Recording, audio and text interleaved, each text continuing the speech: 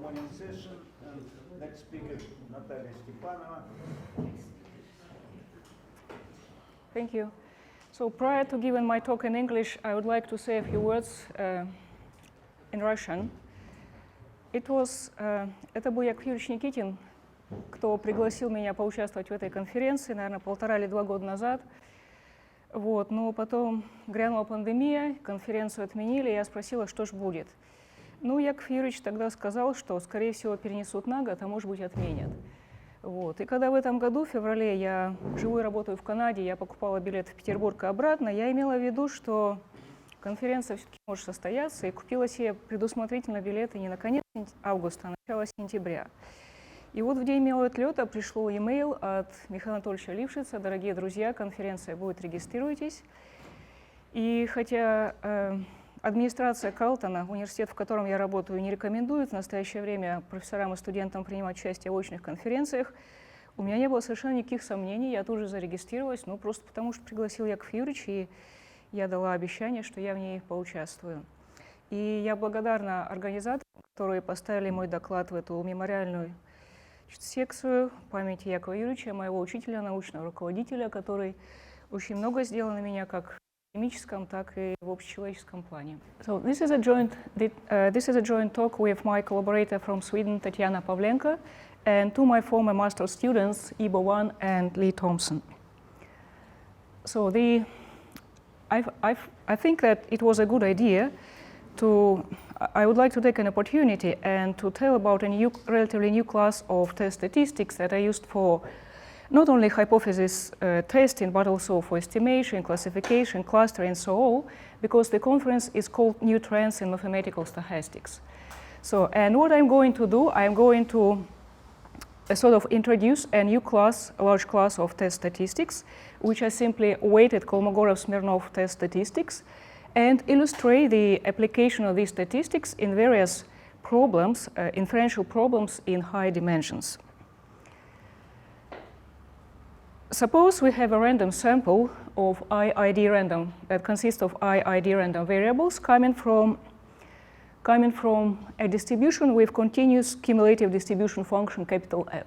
And we can define the empirical distribution function Fn at point t, which is based on the first n elements of this random sample.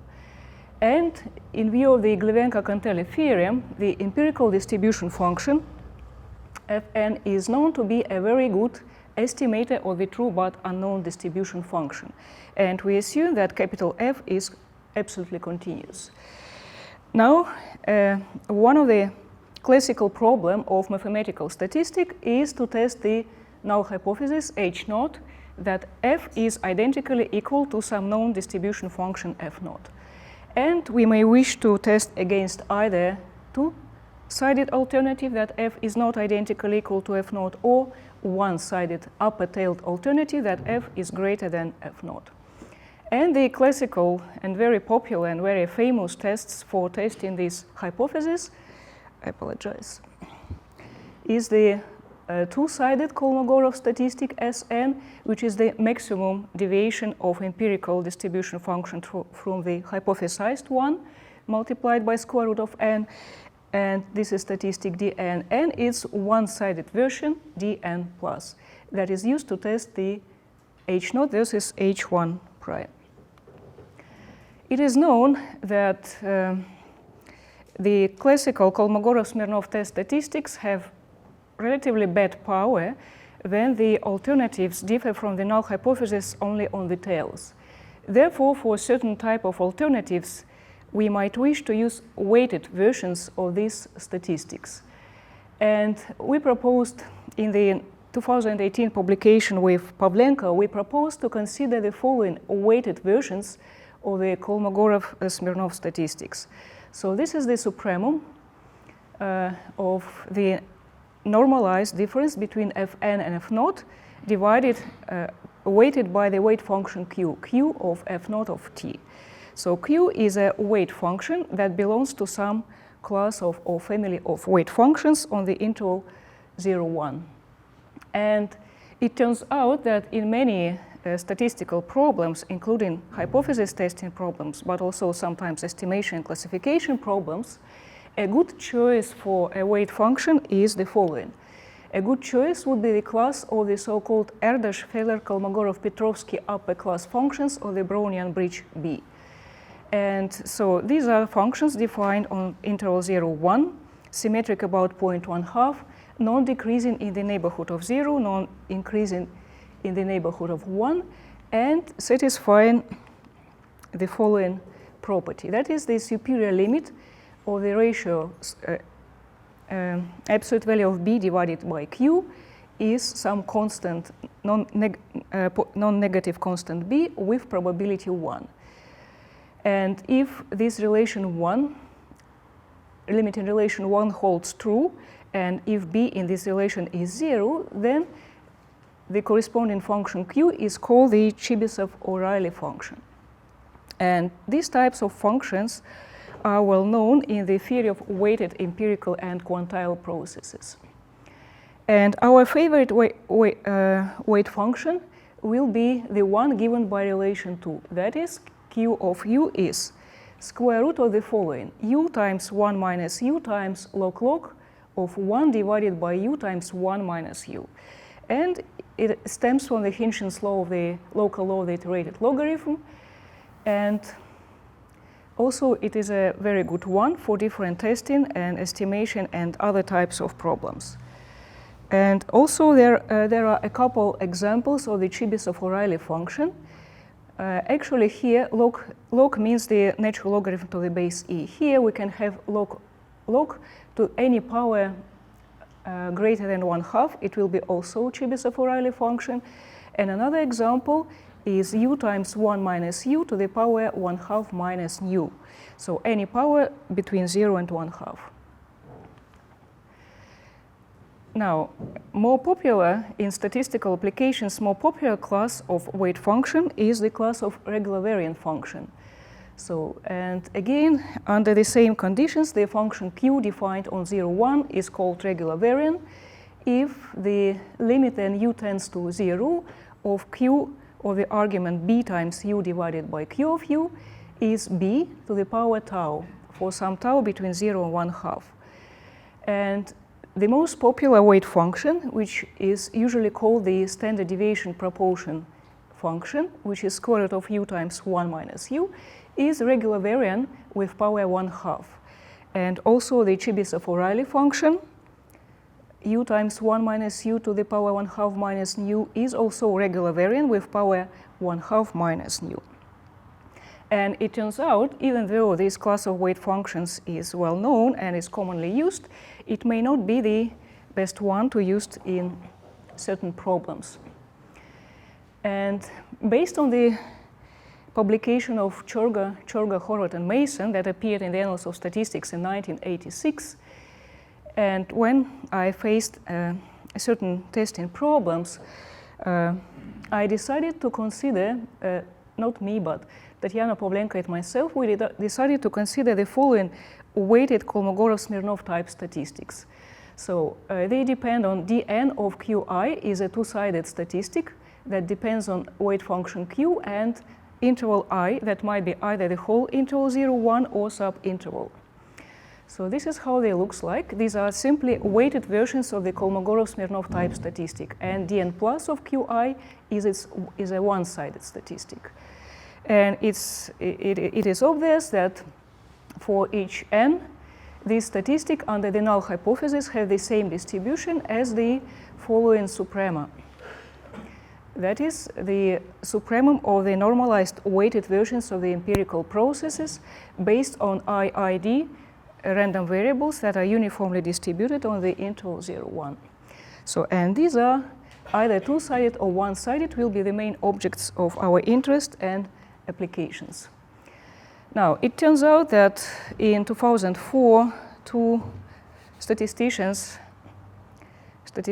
from Stanford, Donaghey and his PhD student Jean, proposed to use the following statistic, and even they gave it a very kitschy name. They call it higher criticism statistic that looks as follows. So this is a weighted Kolmogorov-Smirnov type statistic with the standard deviation proportion weight function square root of u times 1 minus u, and the supremum is taken over some sub-interval 0 alpha naught. Now, when dealing with the empirical processes for each fixed u, this weight function, square root of u times 1 minus u, is a good one just because it gives us a normal random variable with mean 0 and variance 1. But when switching from fixed u to the supremum over some interval, so this weight function becomes far from being optimal and even far from being convenient. Now, how to use this test proposed by Donaghey and Jin? So the test procedure says that we reject the null hypothesis that h equals f equals f naught at some level alpha. Now, for this particular test procedure, alpha cannot be fixed. It should tend to 0 slowly enough if the value of the test statistic exceeds certain critical point. And these two authors were not very specific how to choose the critical point. They based their choice of the critical point on the convergence and probability result. And sometimes people reject the null hypothesis, then the statistic is greater than square root of 2 log n multiplied by 1 plus small o1. What this small o1 means in applications, it's not clear. Perhaps simply square root of 2 log n could be used as a critical value. And so this statistic were obtained using the following heuristic arguments. They consider testing independently n null hypothesis, h naught I, saying that xi is a standard normal random variable. And then they consider the maximum deviation of the number of rejections of the null hypothesis at level alpha, normalized and weighted. And then they suppose that the levels of significance alpha varies from 0 to some alpha naught, which is a small number like 0.1 or 0.2. And okay, this is what the idea. And also, since they realize now what happens with this in this case, alpha is the denominator, square root of alpha, and maximum of the alpha from 0 to alpha naught. So, and it's clear then this maximum tends to be large. Therefore, to correct a little bit the idea of the whole H high criticism statistic, the following modifications were proposed. That is, it was proposed to take supremum not of the interval 0 alpha naught, but either 1 over n alpha naught or between the two order statistics, the first order statistic and order statistic of order alpha naught times n. Now, unfortunately, these manipulations do not help to resolve the problem with inflating of this test statistic. And they have the same, asymptotically, they behave very similarly. Now, actually, there is one result. Now, we call it proposition number 1. So this result says that after proper normalization of the high criticism statistic, the limiting distribution of the statistic under the null hypothesis is an extreme value distribution. And this extreme value distribution is slightly different for one-sided and two-sided versions. They differ by a factor 1/2. Now, then the supremum is taken of the interval 0, 1. This is a classical result due to Aker and Jaschke published in 1979. However, the result couldn't be used. This result cannot obtain directly from their results, and we have to use Erdős-Dallin 1956 publication, and also equality in distribution of the Brownian bridge, Ornstein-Ulrich process, and properly normalized and rescaled Brownian bridge. So nevertheless, we have the following result, and in fact, Donaghey and Jin could use this result because it gives us the limiting distribution of the higher criticism statistic under the null hypothesis to set up a critical value. What is not very good about this result is that on the left-hand side we have a random variable that depends on the parameter alpha naught, but on the right-hand side we have a distribution independent of alpha naught. And in a sense, probably this would be too rough to use it for setting up a test procedure. And in general, there are a number of publications published quite recently, And I mentioned just a few, for example, Fenn and Kofer's 2013 publication dealing with classification problem, Donaghey and Jin 2009 dealing with classification in high dimensions, Jin and Wan 2016 dealing with clustering in sparse high dimensional models, and this publication of Polish scientists who studied the so-called intermediate asymptotic efficiency of tests of this higher criticism type. So what I want to say that this higher criticism statistic, that is the weighted Kolmogorov-Smirnov statistic with standard deviation proportion weight function, is still a very popular object to be studied from different points of view. But frequently... 1 plus k supremum. Here. No, minus, because interval should be less than 0, 1. It should be within 0, 1. K is positive. So what they want to do, they want to step away from 0, because it's a problem near 0. When u is close to 0, this goes up very, very fast. So, and by proposing to use a different weight functions, that is AFKP upper class functions of the Brownian bridge, we do the following. So with standard weight function square root of u times 1 minus u, so all the action takes place on the tail, but unfortunately near infinity. And by changing this function to the EFKP upper class function, we make the following. We switch the action to the middle while we properly regulate it on the tail.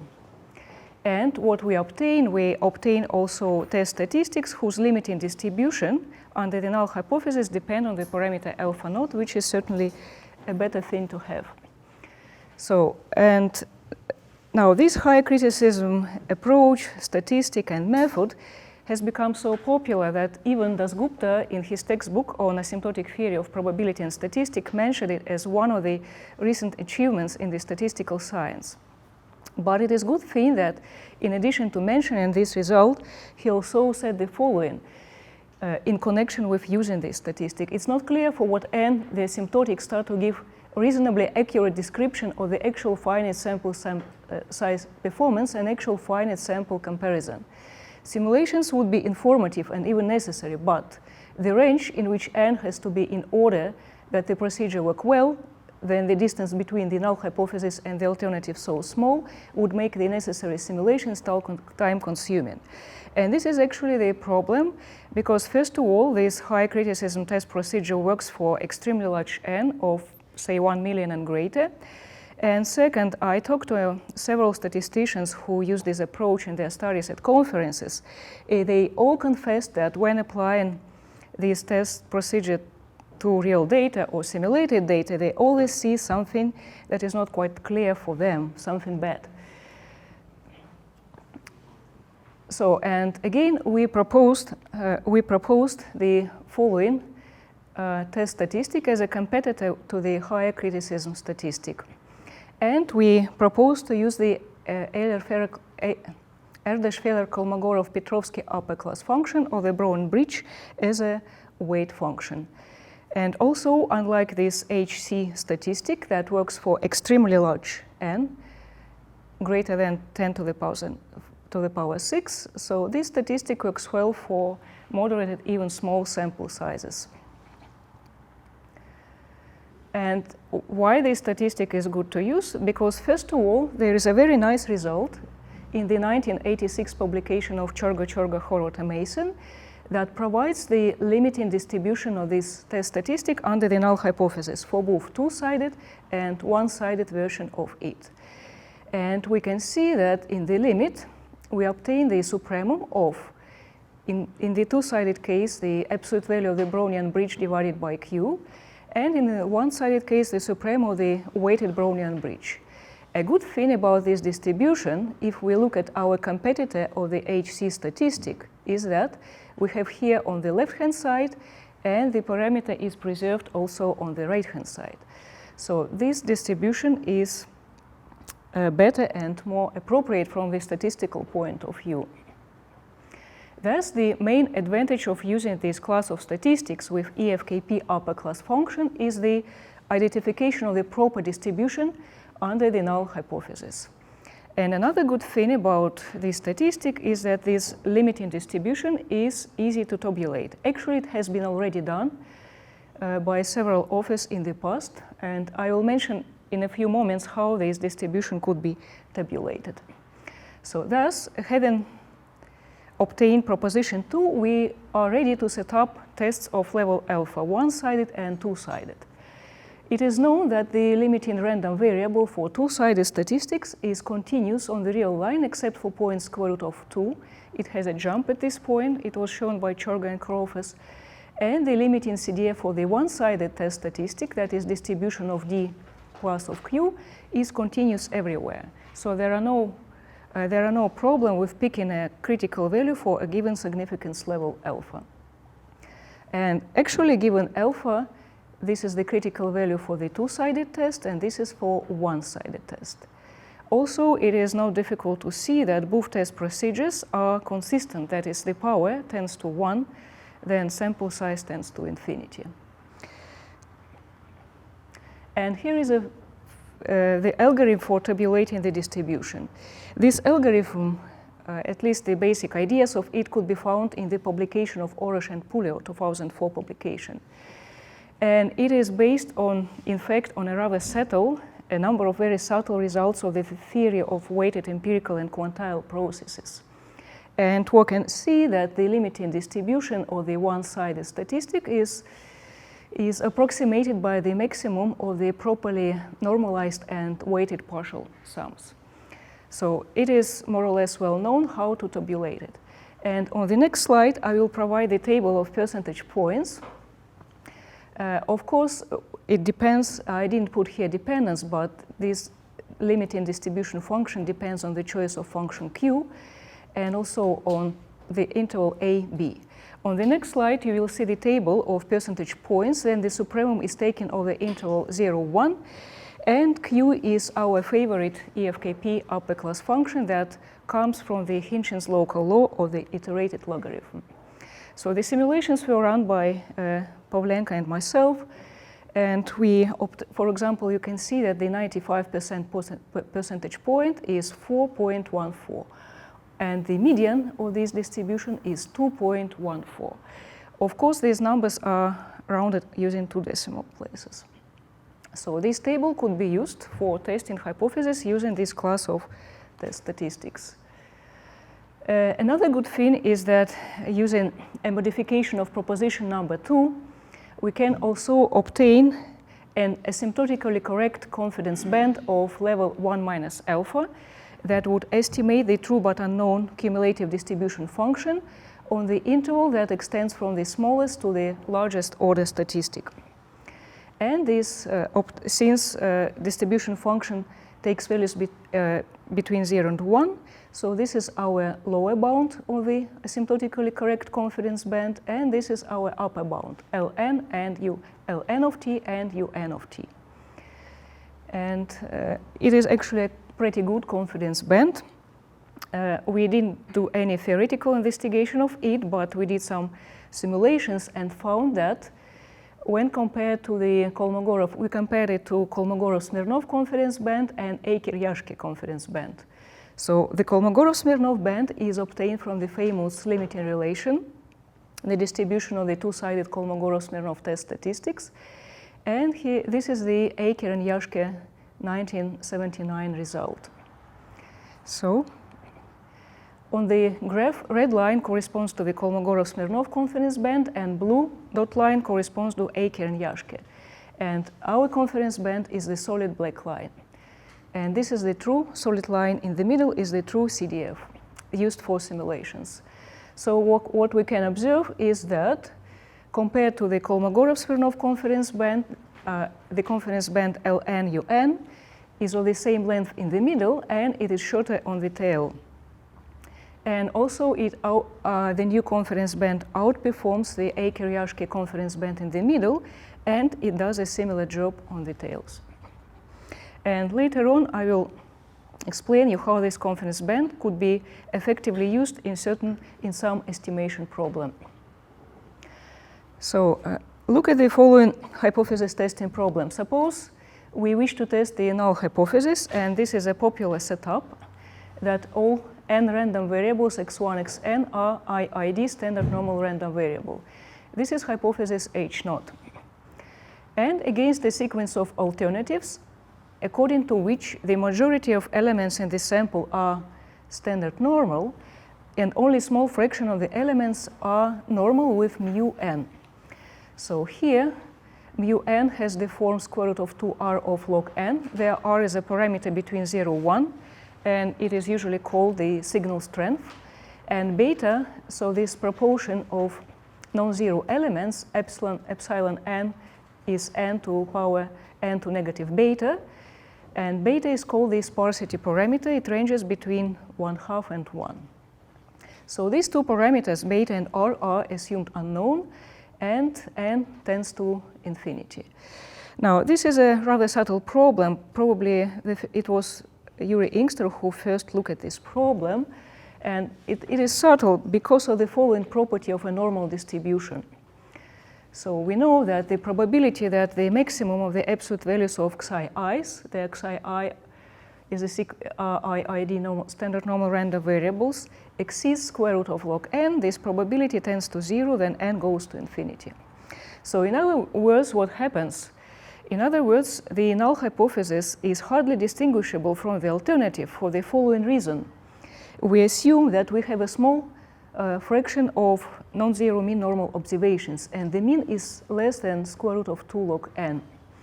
It means that these non-zero means in expectation are smaller than the largest xi coming from the standard normal distribution.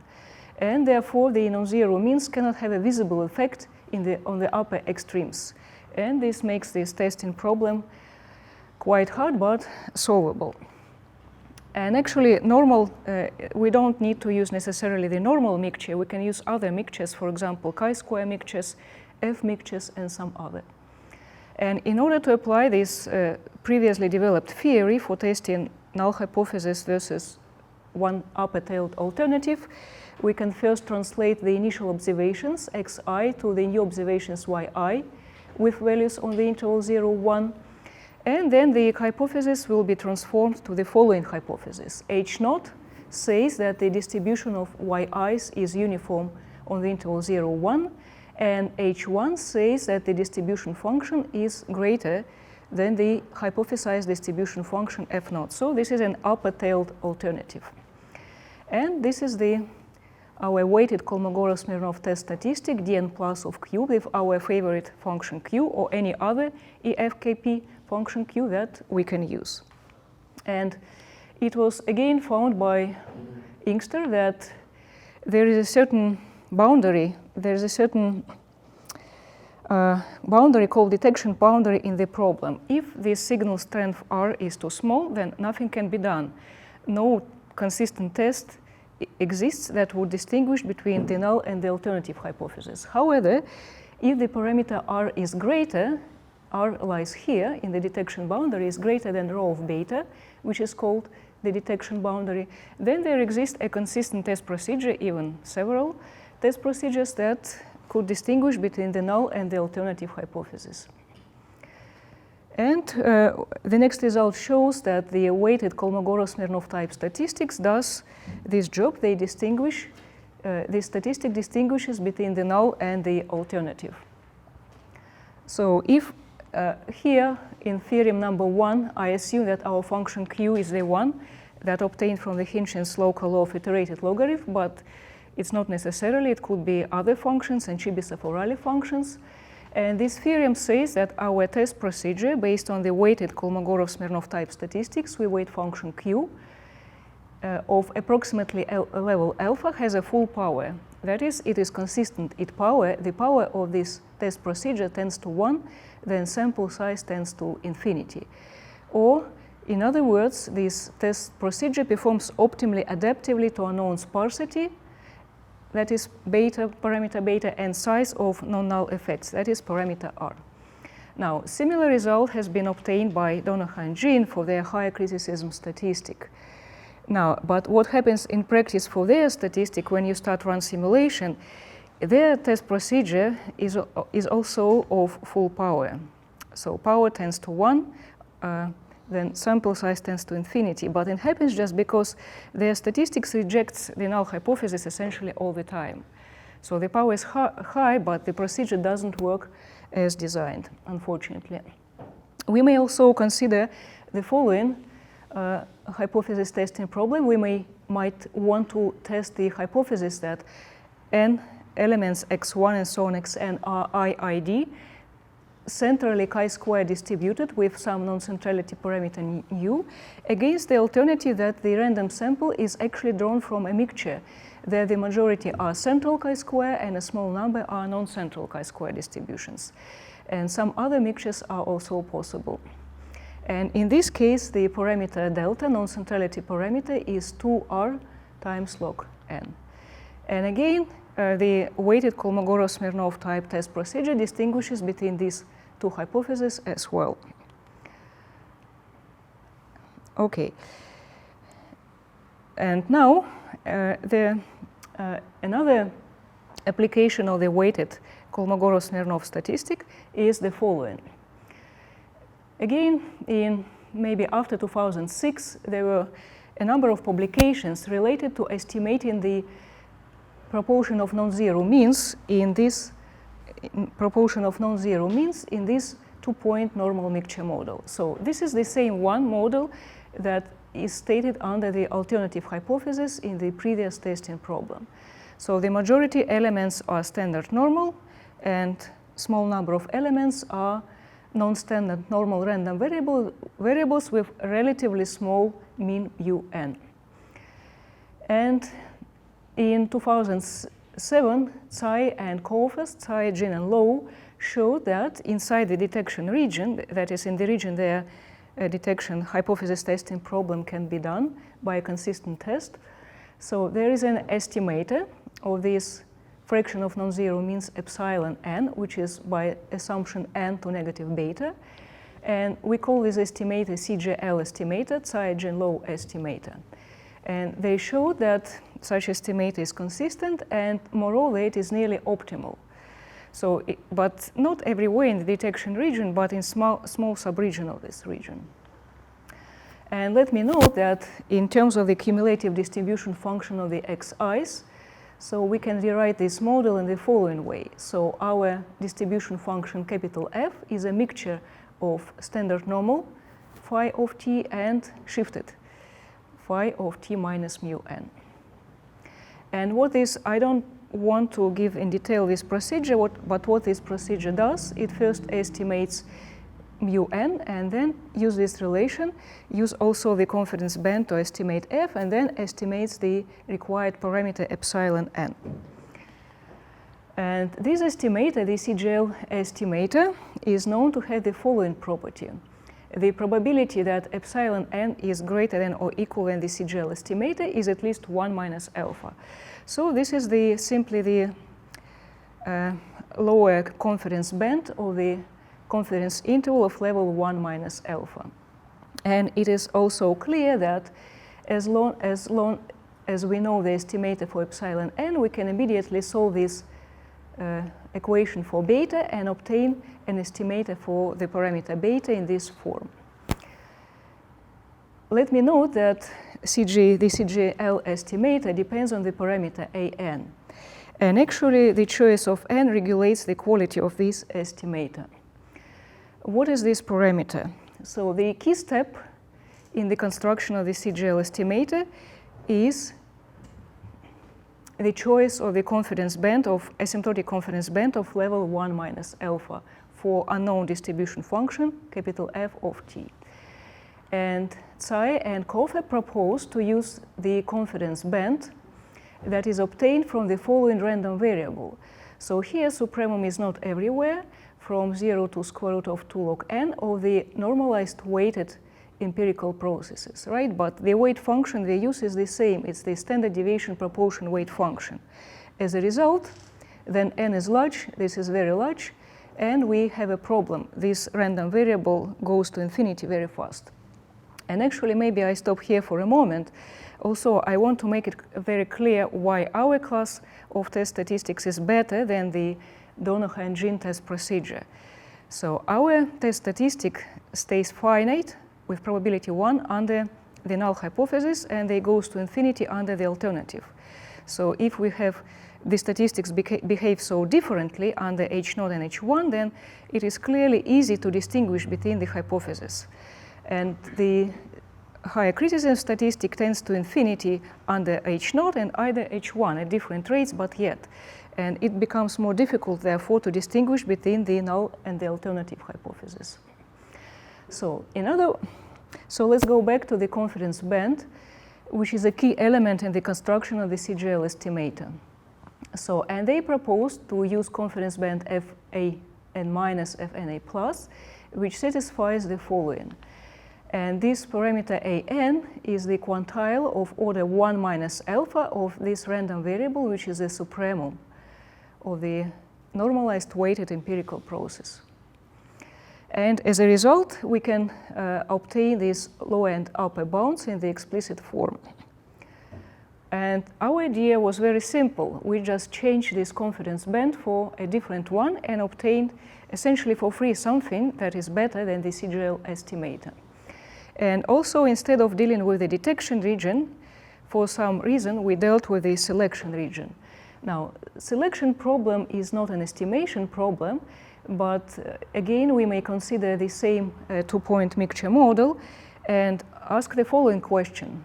We know that the majority of random variables are n0, 1, and the small fraction are normal but non-zero, 1 random variables. The question is which of the xi's are relative or non-zero random variables. And the procedure that is called selection procedure, selector, that answers this question is known, and it is known to behave optimally in some sense, and also it is known to depend on this parameter beta, which is the sparsity parameter. Therefore, in the context of variable selection in the mixture model, we might be interested also in estimating the parameter beta. And on this graph here, the blue-gray area region is the selection region, and the dark-gray region is the detection region.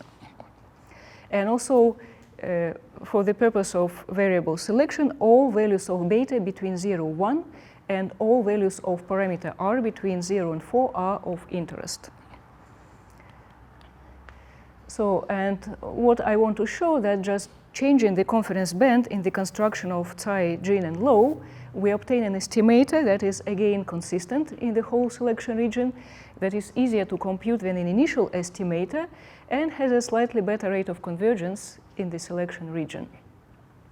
And this is just due to the fact that the confidence band that we propose to use, the one obtained earlier, is narrow than the one used by Tsai, Jean, and Low. And the argument in favor of using our confidence band is the following. Suppose we have the EFKP upper class function Q.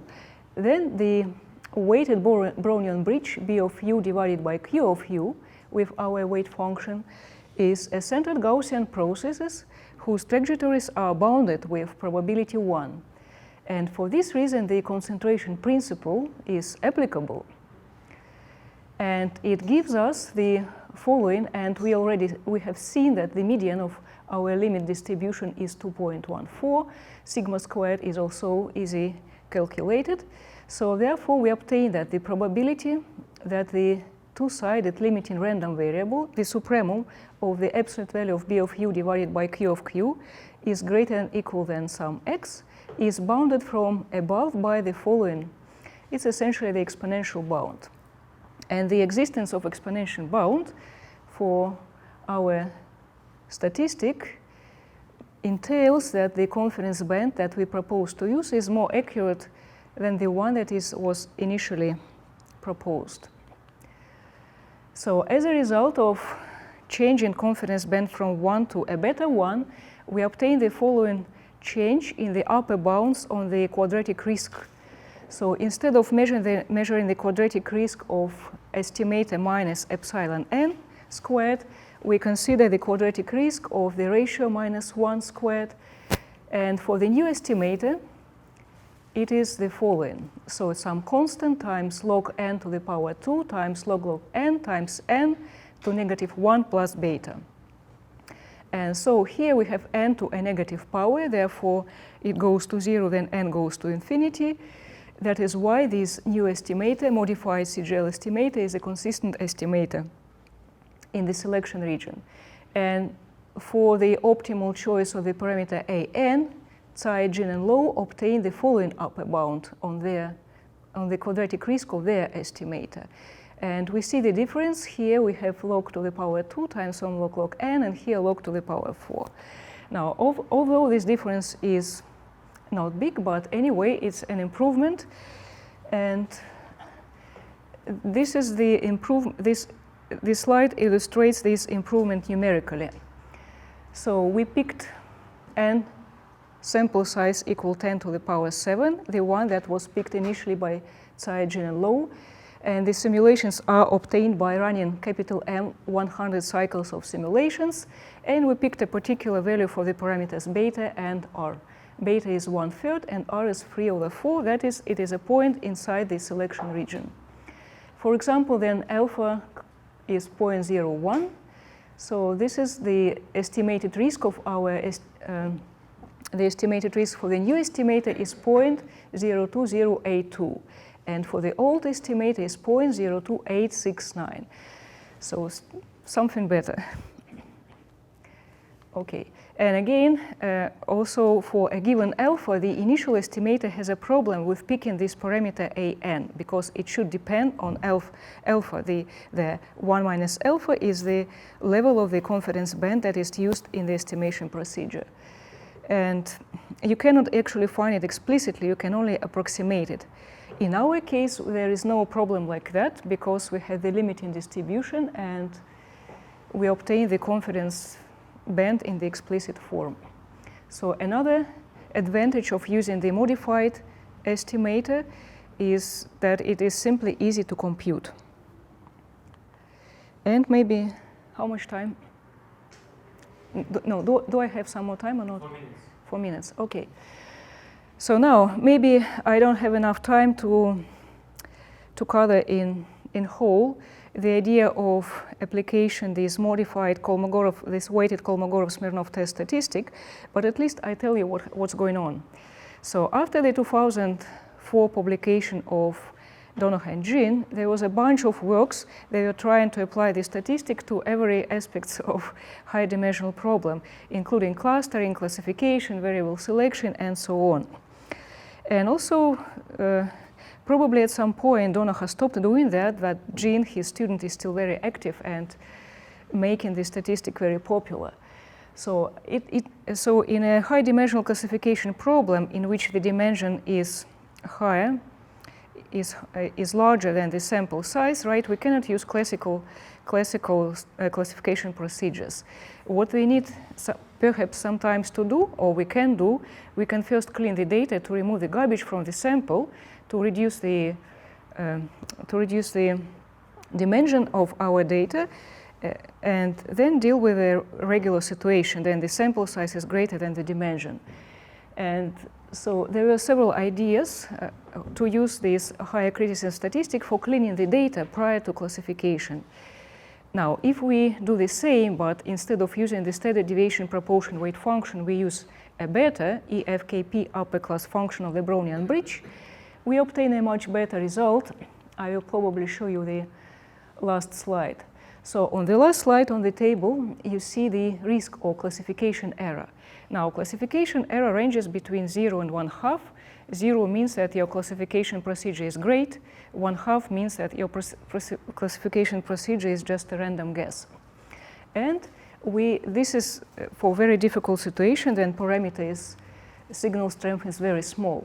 What we obtained using our weight function is reasonably good. And even Chebyshev-O'Reilly functions give a good classification error. So remember, this region is very difficult to deal with. And the standard deviation proportion function gives a very bad result, much better than in case of using all blocks. So, and actually our simulation studies doesn't support the claim of Donoghue and Jean, who claim that their classification procedure with this particular weight function does as good job in feature selection in the limit as the ideal thresholding that selects good data from garbage from the useful random variables. But this is not supported by our simulations at all, because we can see in ideal setup, when the parameters are known, the classification error is very small, and the difference between 0.27 and 0.0018 is great. So therefore, in general, this idea with using this higher criticism approach should be taken with caution. And a better weight function in different statistical application is an EFKP upper class function of the Brownian bridge. So this is the main message of my talk, because I still know there are a bunch of publications and a bunch of talks at conferences dealing with this higher criticism approach. Okay, thank you.